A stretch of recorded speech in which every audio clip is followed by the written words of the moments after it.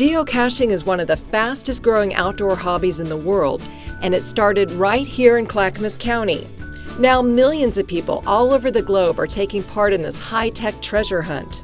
So what is geocaching? The term geocaching was coined in 2000 to describe an outdoor recreational activity using a global positioning system to find hidden containers called caches. The basic description most people use for geocaching is a high-tech treasure hunt. They say we use multi-million-dollar satellites to find Tupperware hidden in the woods. And that is true. We are using government-developed, government-launched, billion-dollar equipment to go out and find trinkets that are in the woods or in the city. A typical cache is a small waterproof container housing a logbook and a pin. Larger caches contain swag, small toys or trinkets that can be swapped.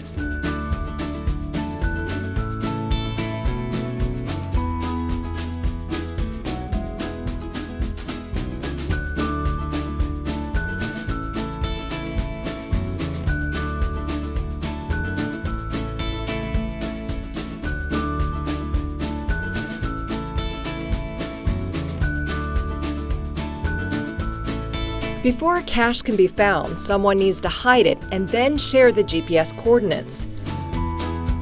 Geocaching.com is the world's largest geocaching portal. There are over 2.5 million caches on that website in over 200 countries around the world. You go to the website, you can do it at home on your home computer. Put in your zip code and it's going to bring up a list. And I always tell people, after you get the list, there's a little link that says map this location. And it'll bring up a map and you'll just be amazed. I tell people to do it and just see how many caches. There'll be 20, 30 caches within a mile of your home. And people just, they don't believe it. Once you get the coordinates, you can add them to a GPS, which provides the most accurate directions. But of course, there are also plenty of geocaching apps as well.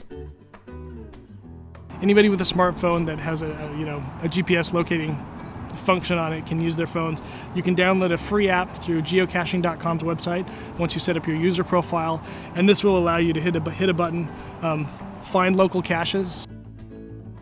The app provides hints and tips, plus the terrain and difficulty of the cache, catering to every level of geocacher. As you can imagine, geocaching can be addicting. The small thrill of logging your first find quickly turns into a need to find another. And as your confidence grows, the caches get smaller and harder to find, creating more of a challenge. This is called a bison tube. So it's just a little milled aluminum tube. They're threaded together. And they have a little O-ring, so it's watertight and water resistant, so there'll be a log inside of that.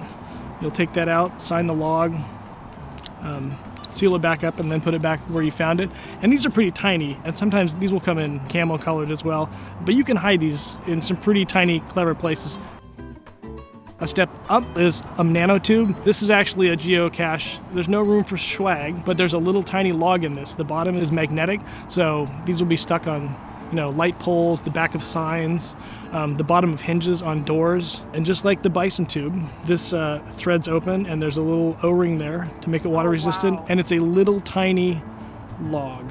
This is nothing more than a utility plate. You might have it on outside of your garage, a junction box, but it's actually a geocache. These will be on a utility box on a street corner that thousands of people walk by every single day and not know that it's a geocache. What it is there'll be a magnet attached to it. So the log will be a folded up sheet of paper, usually in a little Ziploc bag, and it'll just be stuck to a utility box. And unless you know it's a geocache, you'll just walk right on by it.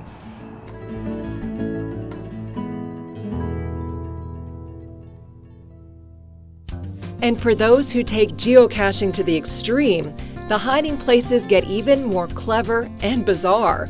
You need to put on your thinking cap in order to find this micro-cache. Persistence is key when hunting for this cache. What an illuminating new use for a film canister. You may want to take a gallon of water along for this creative cache.